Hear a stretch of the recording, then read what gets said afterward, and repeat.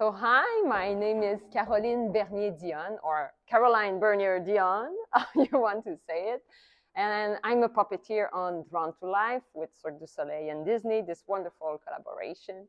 And I've done puppetry for many years, like 10 years, but going from one project to another in giant puppetry, but also on tabletop puppets. So I've done a lot of different stuff. And I'm with Cirque since 2019. I got a little break and now I'm back on this production as the main puppeteer and puppet coach. And here we are in the lobby, so we will do the Backstage tour. As it's World Puppetry Day on March 21, it's kind of a good opportunity to put the spotlight towards puppet art. I'm part of also UNIMA, it's the International Union of Puppetry. I'm actually vice president of UNIMA Canada, but now as I'm in the US, I'm doing so much stuff about promoting the art form. And yeah, I'm a Canadian, fellow French-Canadian from Quebec, Montreal area. But this is the backstage aspect as we train during the daytime, and during the night we perform. So yeah, you can definitely have a shot of those wonderful acrobats that do dangerous stuff. So here is the costume department. Hello. And wardrobe is also in charge of dressing the puppets. So all the fabric, or if a puppet have a costume, a proper costume, it will be under wardrobe department. So I found it really, it's really something specific from Cirque to have this collaboration from the props department to wardrobe. So they really work with their like expertise, like they are good in with the fabric, so they are in charge of those fabrics, so over the puppets. Here is, our prop shop. So we won't reveal all the secrets, but we can have some talk about our team here who is taking care of the puppets, and they make all the repair and what's going on to make them like physically in shape to go in show. Yay. So this is something we actually didn't see while we were upstairs, but this is one of our puppets. It's a desk, and we have been repairing and creating a new one. So we keep the current one going, and then we create this new one because puppets have a life. Yeah. And so after a certain lifespan, we have to repair and replace them. So this has actually been completely fabricated inside of this shop. Dawn, Stephanie, and a couple other people in our props team and myself have all been doing this as a labor of love. So yeah, this is our big new fabrication piece, is the desk puppet. And yeah. And then this one's actually significantly lighter than the current one too. That's been one of the new points of iteration. So many things have been changed. The hand that Caroline's in, we've got. This is a new one. New version. Manami. This is a new version. We have things down to even our pencils are 3D printed now, painted and 3D printed. They weren't originally. The animation project that Julie holds was completely redone by Seth. That made it well, we worked together to make it much lighter weight because Julie carries it the whole show. So we made a new one that are much lighter, so it's easier on her, and with different types of paper inside of it to flip differently and make it easier to repair and replace.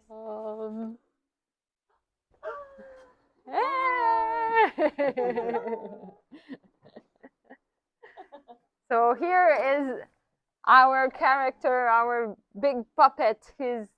It's Miami, and as you see, it's a lot of work to the leg because we reveal the legs, but we don't see the face of the puppeteer inside.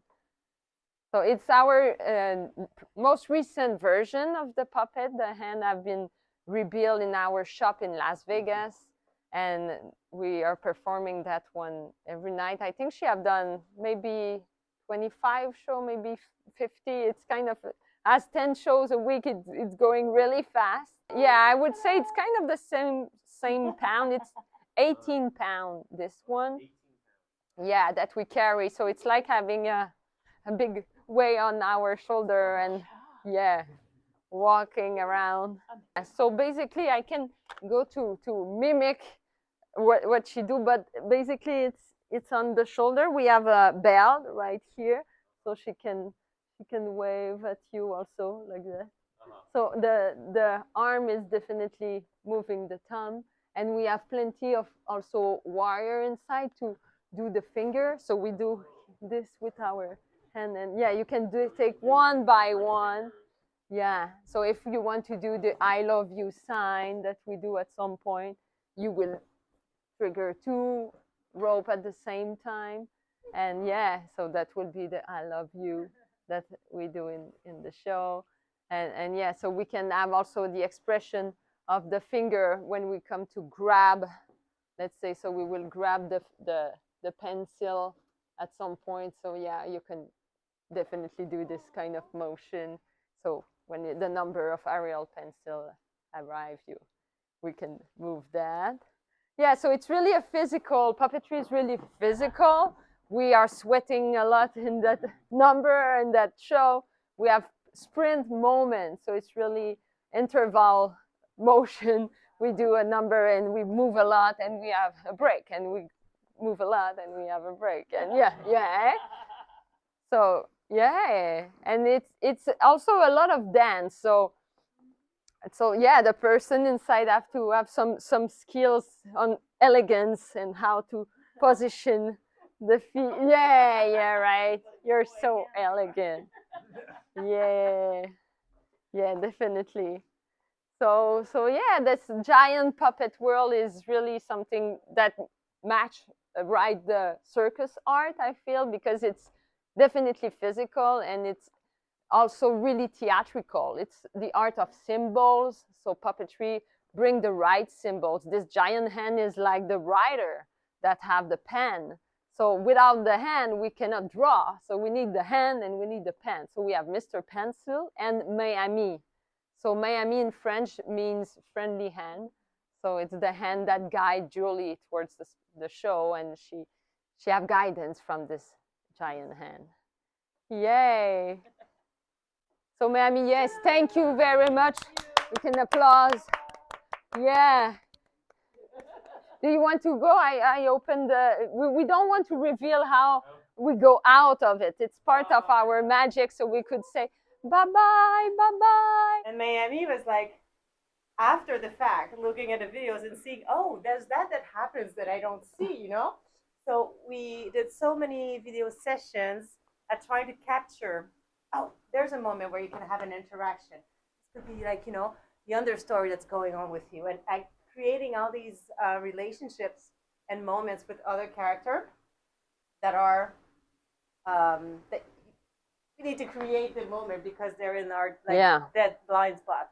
Yeah, and bubble, you don't see everything going around, but you can perceive it. And also, being a giant hand, the body language becomes very important to tell the story of what Miami is experiencing, how she's feeling, what she's seeing, you know? So normally we'll talk, like I'm talking right now with my hands a lot. Now she really has more of a thumb and some little fingers. So the legs, where you know, your body language, where you look at, your focus. So clarifying all of these movements, making them size of the puppet also, like much more extravagant than human size. It's super interesting. Yeah. And like how to express feelings in your legs. Yeah, that was the challenge Intentions and in the everything. creation. Yes. Yeah, and now we have a lot of freedom because the path is draw, so we just have to, we have the boundary, and I can definitely move around those things that was done in creation. So I took over the role and I appropriate, I take it on my energy and I just make it my own. The personality has evolved a lot. You know, depending who plays a puppet, there's definitely a big tint of the personality of the puppeteer that comes on to stage, that comes to life within the certain, you know, staging parameter and the storyline. But those colors are very, very fun to explore. Yeah. And one other puppet that we want to just give you a sneak peek, because you will see that one going on, is this one. So we could do kind of a cut and I could go in and you can talk, or I know, I go in and you go in, okay, and I talk. Okay, perfect.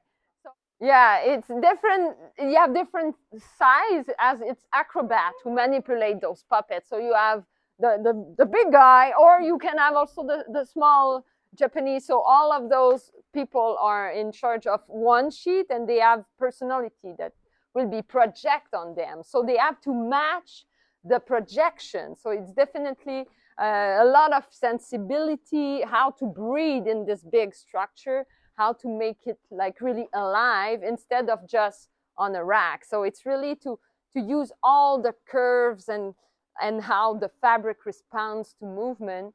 And that's what makes life happening here. But the projection department, you can see those little bubbles here, little sphere. Those are infralight receptor. So it's with a camera system. So the camera see those things and will say to the computer, put this image on the sheet. So you will see the Disney IP going in and disappear. And it's really something really, I feel, unique part of our show that helped to tell the story. It's comforting sheets. So those characters are some icon of Disney that comfort the main character in every show. It's part of a Disney, I think, literacy to have the comfort character that come to help the main character. So it's definitely something. So you have those, yeah, those waves that you can do. So basically, Andrian is like that. Yeah, we can say that we have a backpack inside, and we just manipulate with all of those wire going around. You can do the motion in front and in back, so it's definitely different expression. I call my puppeteer the light catcher. So they have to get the light on them and be aware of how the light responds. If they turn just a little, sometimes, oh, a shadow appears. So I'm really in charge of getting them the awareness. And we can do also video sessions so they are more aware about, okay, light's coming from that part of the stage. You have to turn just a little more. Or so we definitely improve the performance as it goes and as we integrate sometimes new artists through those roles. Like that's what is the magic of puppetry. You have, I always say, you have your boundary, here's the freedom. So I always give to the puppeteer some freedom. Like you can improv, you can do something like creative, because I don't want, we are not robots, we are puppeteer, we are creator, we create in the moment, in the present. So yeah, I explain how the technicality, because if they move too fast, the projection could maybe swivel or shadow, or so if they know all the parameter, they can know where they can improvise. For sure, the positioning, because we are in a group scene, is really key. So they will take the right spot. Yeah, I love Andrea. Yeah, so they take their spot, but we are creating that image as a team. We gather like a hockey team. I always bring that as Canadian, the spirit of like, hockey, let's go, and we clap before, and we do this as a game. It's a game of puppetry. So yeah. In this number, it's mainly the swing to swing artist, the one who's doing the final number, that do this part. But we have also the help of Icarian number. So yeah, the number where they jump around, I call it the jump number. But in other puppets, we have really the team of gymnastic, rhythmic gymnastic, that lead a puppet, another puppet number, that we call them the Dutovsky. So our little boy.